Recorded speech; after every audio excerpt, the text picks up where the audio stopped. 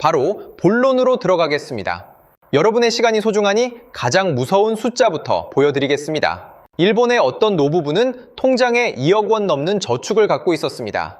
그런데도 매달 40만 원씩 적자를 내다가 결국 생활보호 대상자 수준으로 떨어졌습니다. 일본에서는 이런 사람들을 하류노인이라고 부릅니다. 그런데 오늘 제가 진짜 하고 싶은 이야기는 일본이 아니라 한국입니다. 한국의 노인 빈곤율이 이미 일본의 2배라는 사실 알고 계셨습니까? 이상하지 않습니까? 제도만 보면 한국이 훨씬 촘촘한데 정작 가난한 노인은 한국에 더 많습니다. 이 역설을 풀지 못하면 5070 세대가 아무리 열심히 준비해도 방향을 잘못 잡을 수 있습니다. 그래서 오늘은 일본의 실패 사례를 해부하고 그걸 거울 삼아 한국 제도의 진짜 강점과 진짜 구멍이 어디인지 끝까지 짚어드리겠습니다. 지금부터 이 영상을 끝까지 안 보시면 2가지를 놓치게 됩니다. 하나는 국민연금 가입 기간을 지금 못 채우면 평생 되돌릴 수 없는 손실이라는 것. 다른 하나는 평균 5천만 원에 달하는 요양비를 준비 못한 채 은퇴를 맞을 수 있다는 것입니다. 둘 다 나중에 깨달으면 이미 손을 쓸 수 없는 시점입니다. 지금부터 하나씩 뜯어보겠습니다. 한국은 이미 2025년에 초고령 사회에 진입했습니다. 국민 5명 중 1명이 65세 이상입니다. 2070년에는 그 비중이 47%까지 올라간다는 전망도 있습니다. 국가 전체가 이런 속도로 늙어가는 건 인류 역사에서도 유례가 드뭅니다. 5070 세대라면 이 질문에서 자유롭지 않습니다. 나는 은퇴 후에 하류노인이 되지 않을 자신이 있는가? 은퇴는 먼 미래의 일이 아니라 이미 카운트다운이 시작된 일정입니다. 하류노인이라는 말을 처음 만든 사람은 일본의 사회운동가 후지타 다카노리입니다.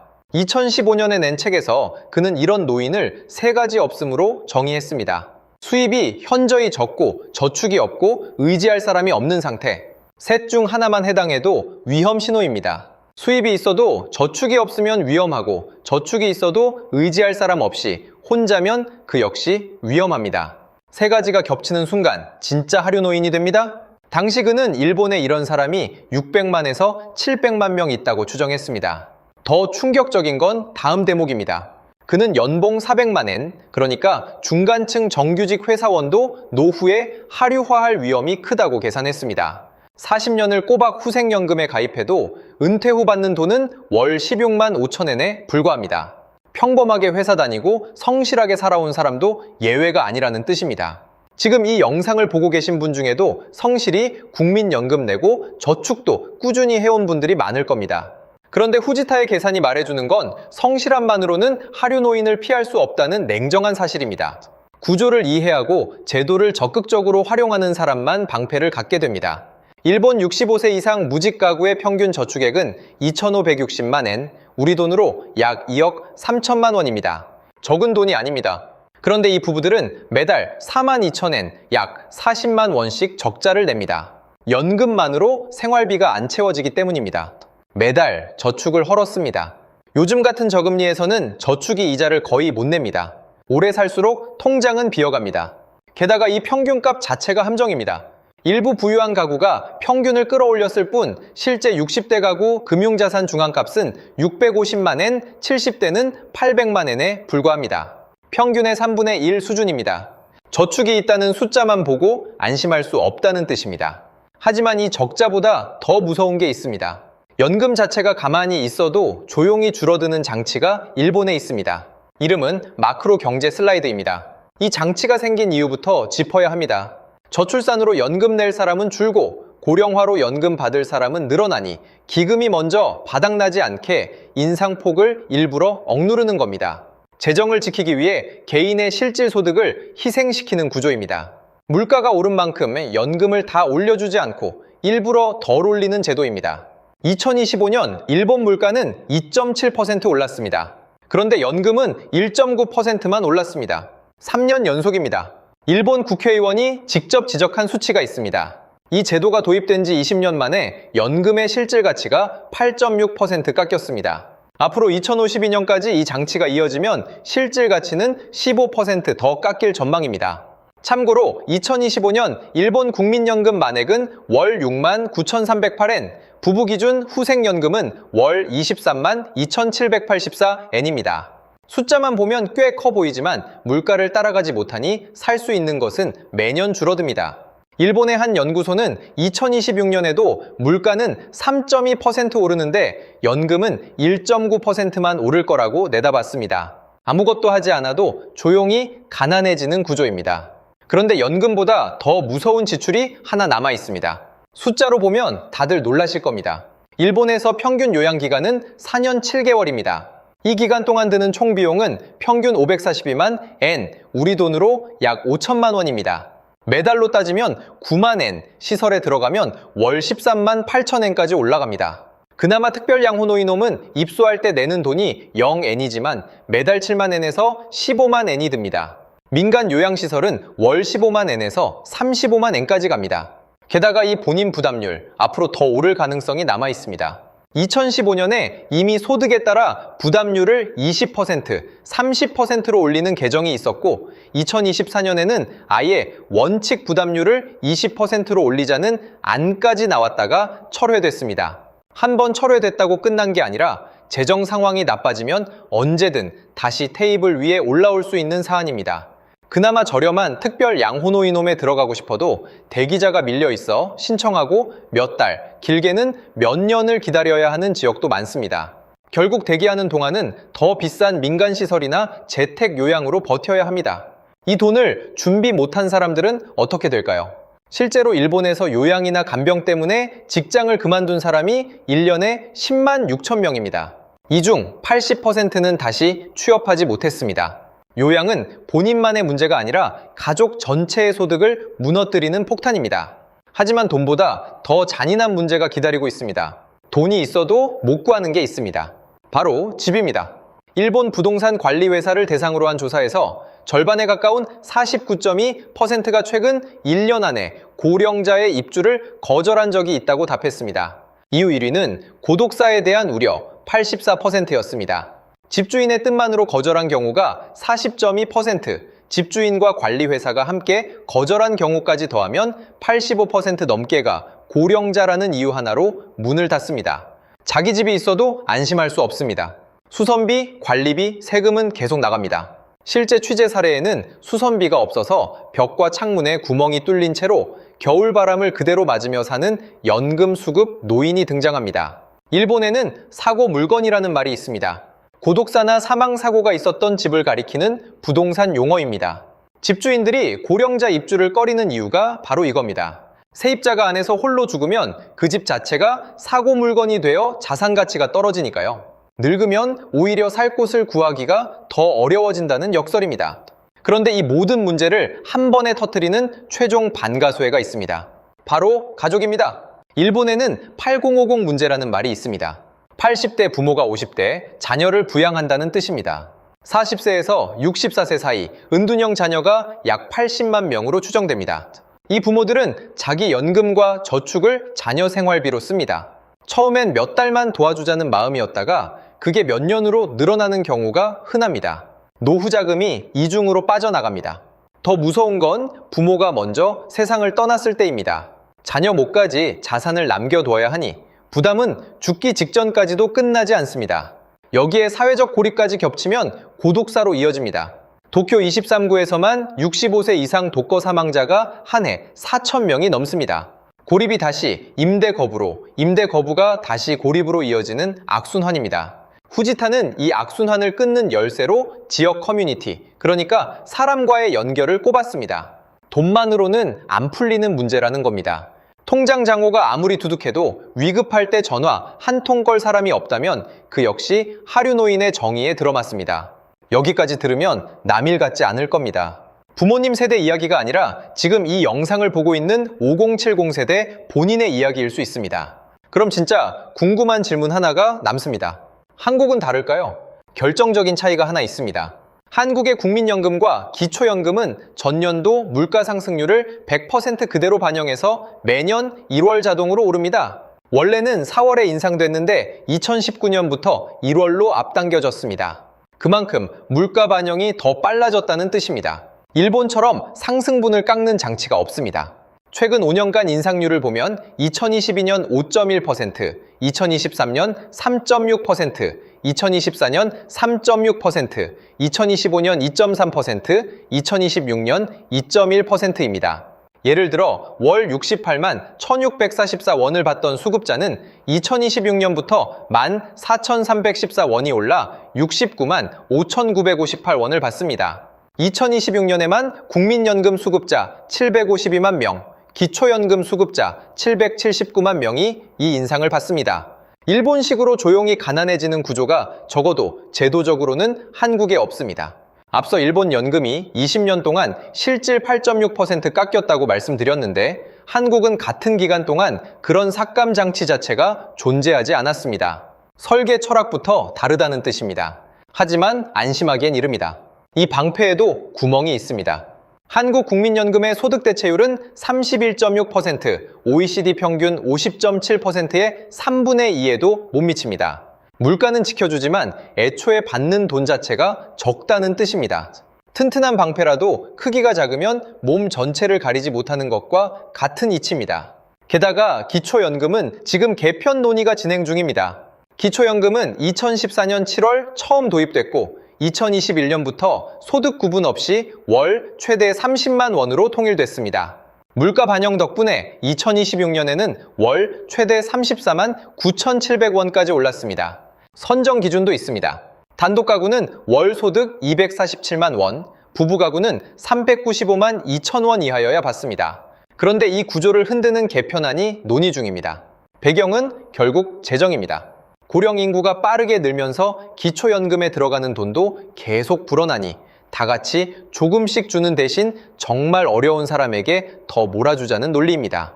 그래서 나온 방안이 소득 하위 30%에게만 더 주고 수급 대상을 70%에서 60%로 줄이는 이른바 하우상박 방안입니다. 지금 애매하게 걸쳐있는 경계선 노인들은 이 개편 하나로 월 34만 9,700원을 통째로 못 받을 수 있습니다. 지금 내 소득과 자산이 어느 구간에 있는지 확인하지 않으면 이 돈은 그냥 사라집니다. 그럼 요양비는 어떨까요? 여기서 흔한 오해 하나를 짚고 넘어가겠습니다. 숫자만 보면 일본이 유리해 보입니다. 일본은 원칙 10% 부담, 한국은 재가 15%, 시설 20%를 냅니다. 그런데 이 숫자는 함정입니다.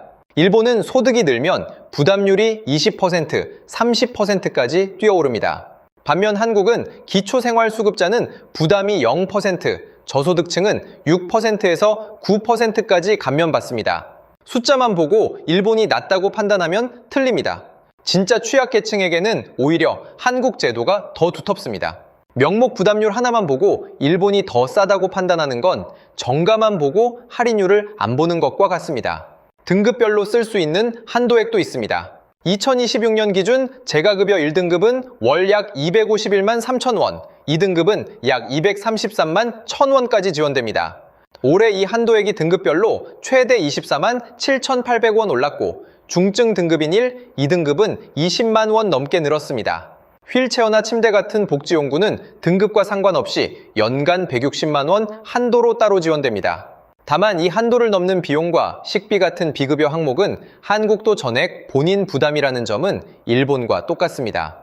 그런데 한국에만 있고 일본에는 없는 무기가 하나 더 있습니다. 이걸 아는 사람이 놀랍게도 많지 않습니다. 바로 주택연금입니다. 집을 담보로 맡기고 평생 매달 돈을 받는 제도인데 국가가 세 가지를 보증합니다. 집값이 떨어져도 지급액은 그대로, 부부 중 한 명이 먼저 세상을 떠나도 남은 배우자가 100% 동일 금액을 그대로, 나중에 받은 돈이 집값을 넘어서도 자녀에게 그 차액을 청구하지 않습니다.